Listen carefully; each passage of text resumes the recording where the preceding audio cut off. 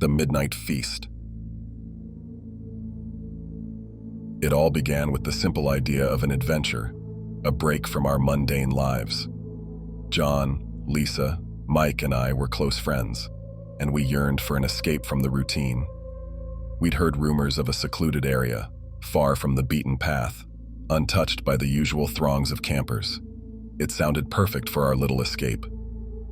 So, one sunny Saturday morning, we loaded our backpacks with camping gear and provisions, left our everyday worries behind, and embarked on a journey into the heart of the wilderness. The drive to the trailhead was filled with anticipation and laughter as we played our favorite tunes, stopping along the way for snacks and scenic views. The trail, at first, was like any other we'd explored. The dirt path crunched under our feet, and the rustling leaves provided the soundtrack to our adventure. We took photos of wildflowers, majestic trees, and sweeping vistas, savoring the feeling of being enveloped by nature's beauty. It was the kind of serenity that one often seeks in the great outdoors. As we ventured further into the woods, the canopy above grew thicker, and the sunlight dimmed. That's when things began to feel different. A quiet settled over the forest, a hush that seemed unnatural. It was as though the woods were holding its breath, waiting for something. Our laughter and chatter started to wane as the unsettling sensation of being watched slowly crept over us. We tried to dismiss it as mere nerves, the byproduct of our expedition into the unknown. "It's just the eeriness of the forest," we said, convincing ourselves that there was nothing to be concerned about. But the atmosphere remained thick with an unspoken unease. Then, we stumbled upon something that would defy all attempts at rationalization. Strange symbols and intricate carvings were etched into the bark of the trees along the trail. They were unlike any symbols we'd seen before, utterly foreign to us. We couldn't decipher their meaning, and their presence added a layer of mystery to the already unsettling environment. Our curiosity battled with our growing trepidation, but curiosity won out. We took pictures of the enigmatic symbols, speculating on their origins and significance. Perhaps they were the markings of some local legend, or remnants of an ancient culture that had once inhabited this land. These symbols seemed to speak of stories unknown, and an inexplicable sense of foreboding settled upon us. By the time we found the ideal spot to set up camp in a picturesque clearing, the sun was already dipping below the horizon, casting long shadows across the forest floor.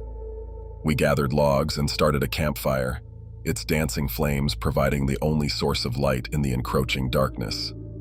The night was young, and the stars above shone brighter than we had ever seen them before. We sat around the fire, wrapped in the warmth of the flames, exchanging stories and sharing laughs. It was a perfect moment in the wilderness, or so we thought. As the hours ticked away, the feeling of being watched became increasingly pronounced. It was as if an invisible presence lingered just beyond the ring of firelight, watching our every move. We cast anxious glances into the darkness, but could find no source for our unease. We attributed it to the natural anxiety that can come with venturing into the wilderness, laughed off our irrational fears, and chalked it up to overactive imaginations. As the night deepened and our campfire crackled, casting flickering shadows over the clearing, an unsettling silence fell over our group. The presence of the enigmatic symbols and the feeling of being observed from the darkness had chipped away at our initial excitement. We now huddled close to the fire, our laughter having given way to tense whispers. It was John who first broke the uneasy quiet. "Those symbols," he said, his voice wavering. "I can't shake the feeling that they mean something, and the sensation of being watched. It's too real to be mere paranoia." Lisa nodded in agreement, her face reflecting the same apprehension. "What if there's a reason no one comes out here?"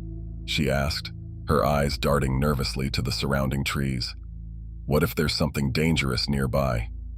Mike, ever the pragmatic one, tried to reassure us. "Let's not jump to conclusions," he said, his voice steady but strained. "This is probably just a local legend or some strange art project, and the feeling of being watched? It's probably just wild animals nearby. We're well-prepared campers. We'll be fine."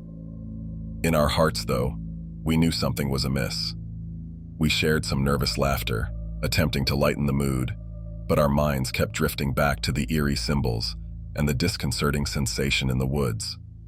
The stories we'd told around the campfire earlier now seemed like distant memories, and an unspoken dread hung in the air.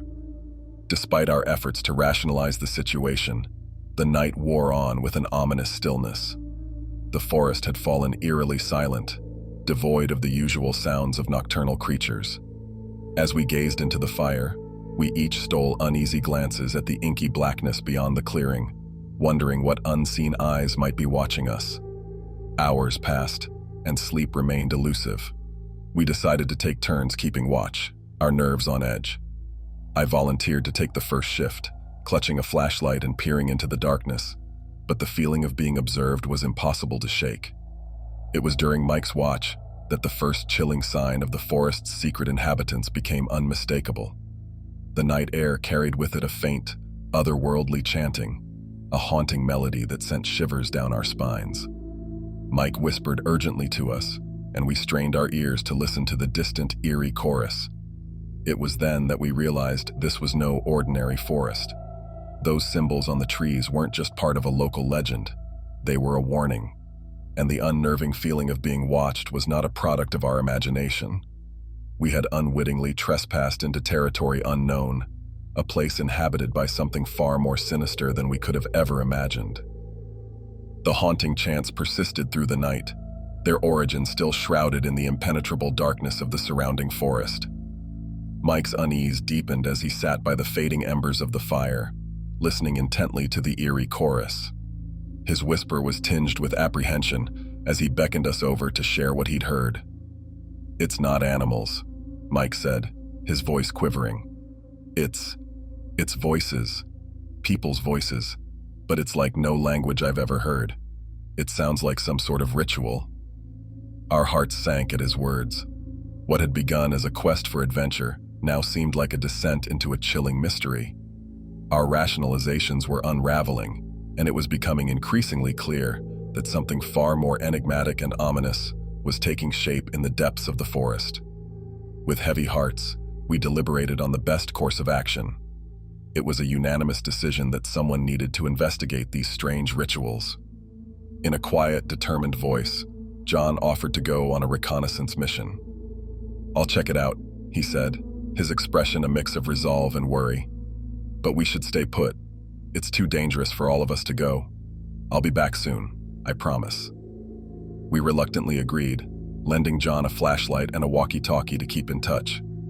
Clutching the light and his courage, he ventured cautiously toward the eerie sounds, stepping softly in an attempt to avoid detection. We watched his retreating figure, his flashlight casting a narrow beam of light into the pitch-black forest. Minutes felt like hours as we waited in tense silence. John's flashlight beam flickered, then disappeared into the darkness. We strained to hear any sounds that would indicate his progress, but all was eerily silent. Panic set in as we wondered what had become of our friend, his absence becoming unbearable. Finally, the forest spoke again, this time in the form of John's frantic whispers. He had found something that had filled him with terror. His voice crackled over the walkie-talkie, the message broken and unintelligible. Fear was palpable in his words as he mentioned something about a hidden village, people in strange masks, and the chilling realization that they were not alone in the forest. We were left with a choice: stay and await John's return, or attempt to locate him ourselves.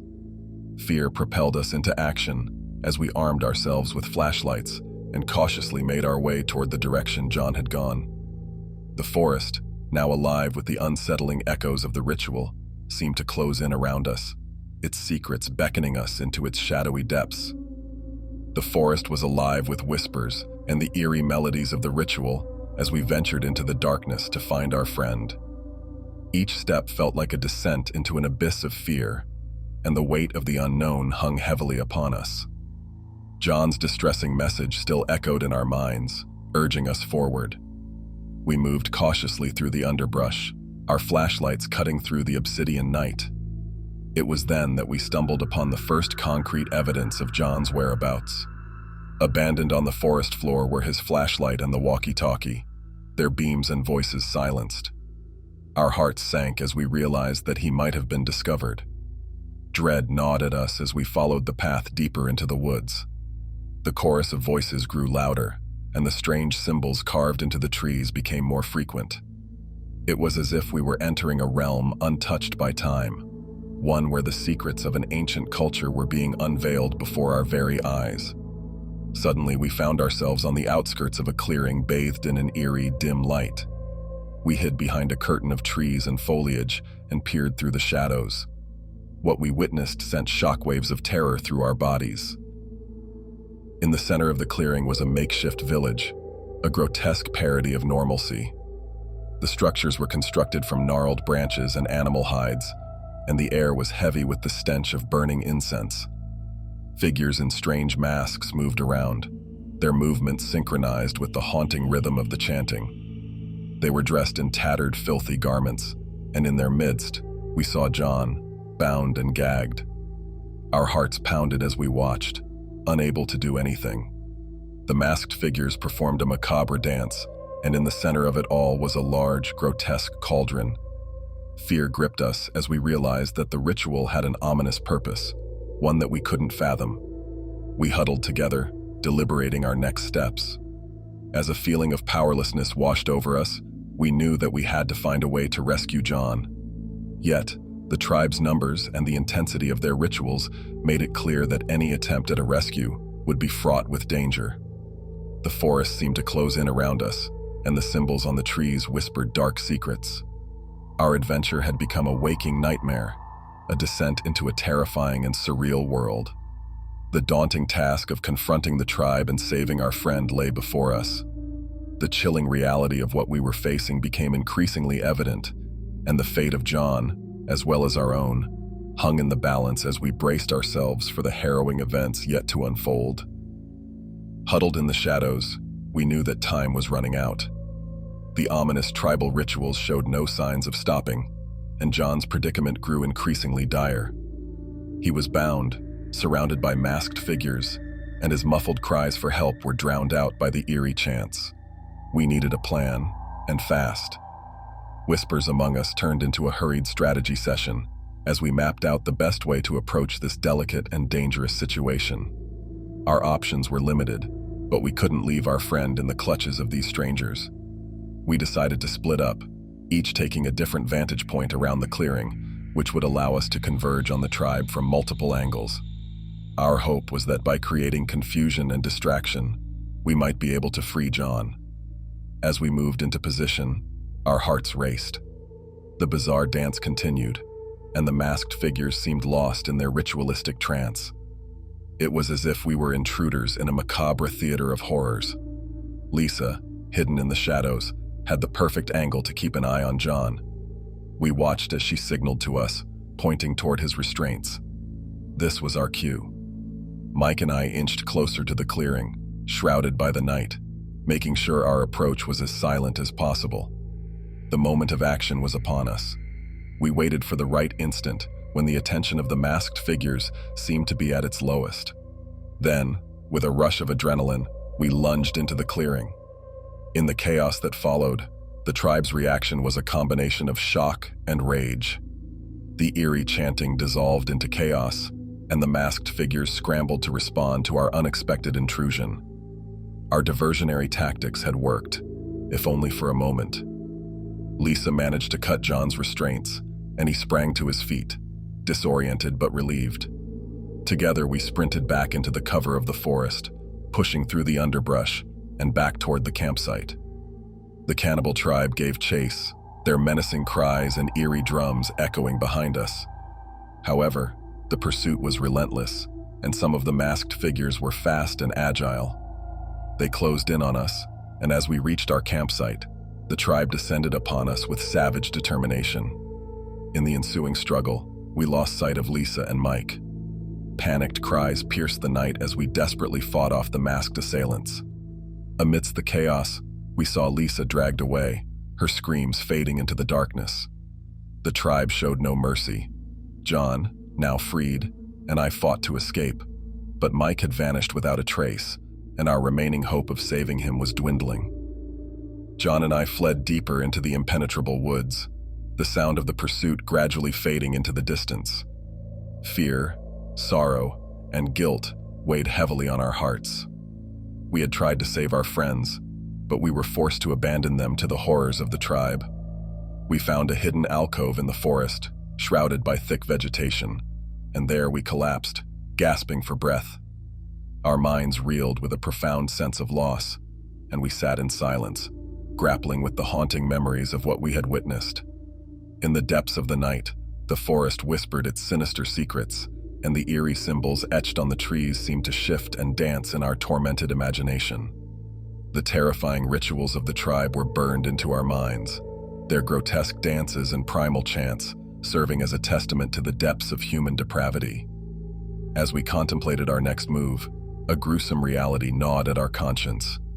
The horrifying fate of our friends was etched in our minds. Lisa's terrified screams and Mike's mysterious disappearance haunted us, their agonizing ends serving as a grim reminder of the evil that lurked in the woods. In the distance, we could still hear the haunting echoes of the tribe's rituals, a constant reminder that we were far from safe. We knew that we had to find our way out of this nightmare, but the uncharted trail was a labyrinth of malevolence, and we were caught in its unforgiving grip. As John and I sat in the secluded alcove, the weight of our harrowing ordeal pressed upon us. The knowledge that we had left Lisa and Mike behind to face an unimaginable fate gnawed at our conscience.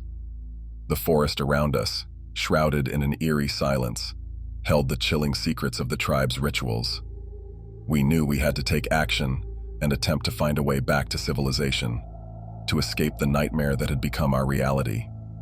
But the uncharted trail offered no signs, no solace, only an unending sea of towering trees and echoing shadows. The tribal chants still resonated in the distance, a constant reminder of the relentless pursuit of the tribe. We could hear their eerie drums and the haunting melodies, an unsettling cadence that seemed to draw closer as the night wore on. John and I dared not rest for long, as the fear of discovery by the tribe loomed over us. With grim determination, we resumed our journey through the tangled undergrowth, attempting to navigate by the stars above and the dim light of our dwindling flashlights. As the night deepened, we stumbled upon a grim discovery.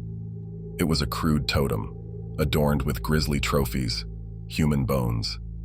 This macabre monument marked our realization that the tribe's territory stretched further than we had initially thought. The horrifying truth was that we might never truly escape their clutches. The path ahead remained obscure, and the echoing chants and eerie drumbeats had become a haunting backdrop to our descent into darkness.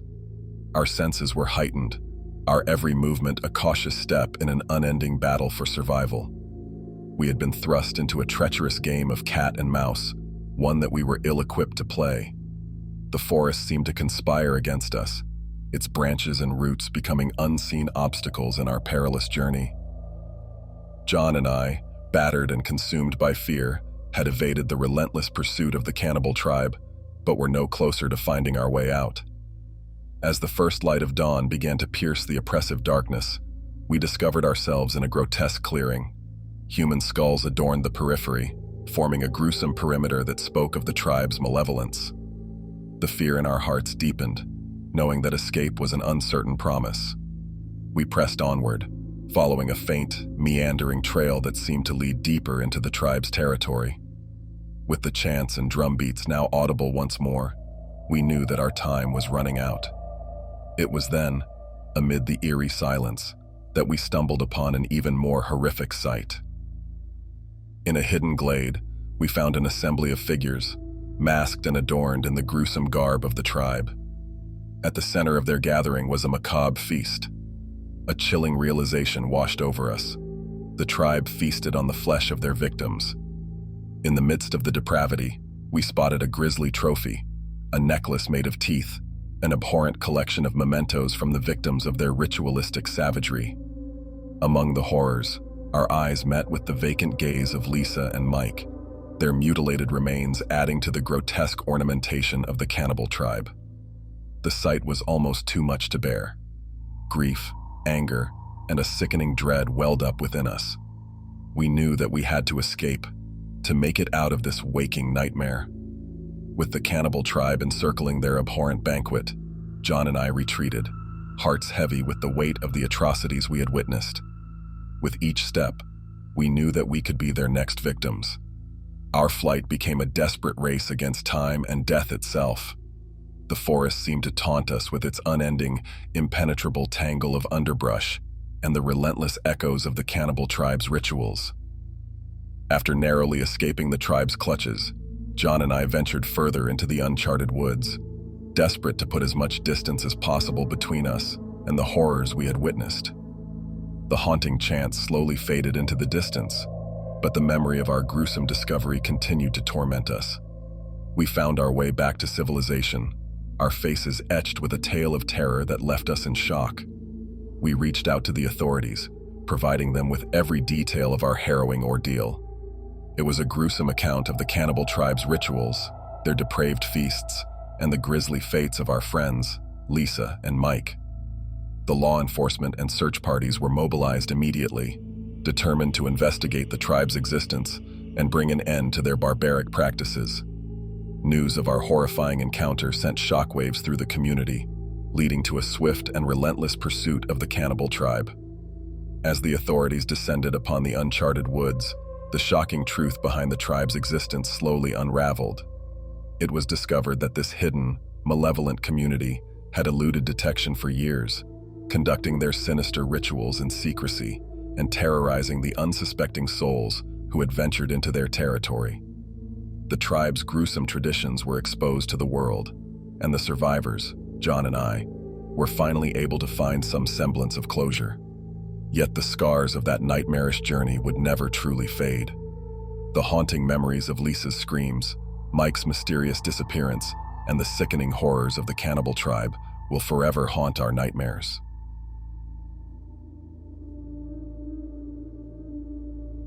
That's all for today, folks.